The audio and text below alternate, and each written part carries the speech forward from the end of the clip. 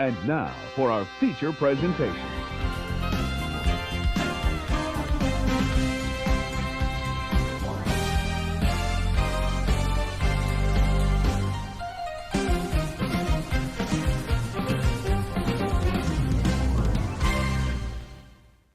Before we dive back into another Disney remake that'll probably be duller than it looks, seriously, where are the colors in this movie? It's time we take a backward stroke to the 1989 classic film. For those who have been living under a rock and haven't seen this Disney classic, The Little Mermaid is about Ariel, a mermaid who wants to discover the shore and the world not tied down to the sea. She falls in love with a prince and must get him to fall in love with her in 3 days or she'll belong to the Witch of the Sea, Ursula, who takes her voice. Jodie Benson as Ariel is top tier voice acting in any Disney movie, especially when it comes to her singing, so I'm just gonna go right ahead and say it. There are over 500 Disney songs. Some are good, some are amazing, some are bad, some are racist, but then there's that one. Part of Your World is the best Disney song to me for so many reasons, to the point I can make a whole separate video about it. Disney does this thing where the main characters sing their ambitions and goals in the form of a song. It's called the I Want song. The first one was I'm Wishing from Snow White. You got After Today from the Goofy movie, really underrated movie by the way. How Far I'll Go from Moana,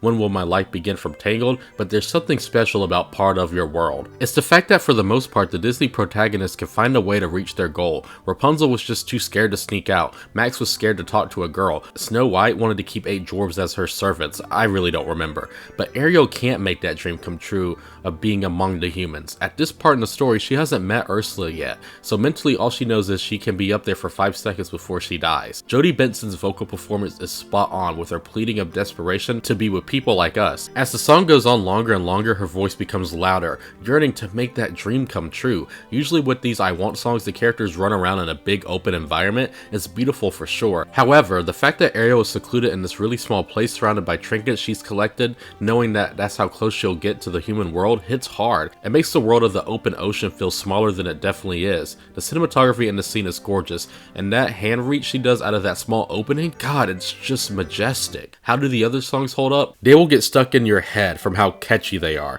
From the sinister tune of Ursula's Poor Unfortunate Souls to Sebastian's extremely upbeat musical number Under the Sea, where you can feel the animals of the ocean melody come to life. The only bad song is the one the cook sings while Sebastian tries to escape him. It doesn't slow down the movie, but it definitely is there to pad out the movie's runtime. The movie is 1 hour and 29 minutes, and honestly, I felt like it could have been longer to flesh out a few story elements. I think more time in the surface world could have worked, because while the ocean in the movie is the best setting, some things felt underdeveloped once on land. She turns into a human when the movie has 30 minutes left, meaning about 60% of the runtime is underwater. So while the whole Eric and Ariel romance element is sweet and the song Kiss the Girl is some of Disney's best, it overall feels slightly rushed. Also, Prince Eric is in the running for the dumbest Disney prince of all time. In the past, Disney princes were bland. I'm happy Eric has a personality, but I didn't want it to be dumb. After the shipwreck, he sees Ariel, that gorgeous red hair under the sun-drenched beach. Then when they meet again later, she doesn't have a voice, but he goes, Oh, and you couldn't be who I thought. Bitch, not only was Ariel the only girl you've seen in probably a month, but she's also the only redhead in the entire movie. Speaking of which, this is the film that got me introduced to my first crush. As a kid, Ariel was the baddest girl of them all. That redhead thing has stuck with me to this day. If you have red hair, hit me up at Crosby Critic likes redheads.com.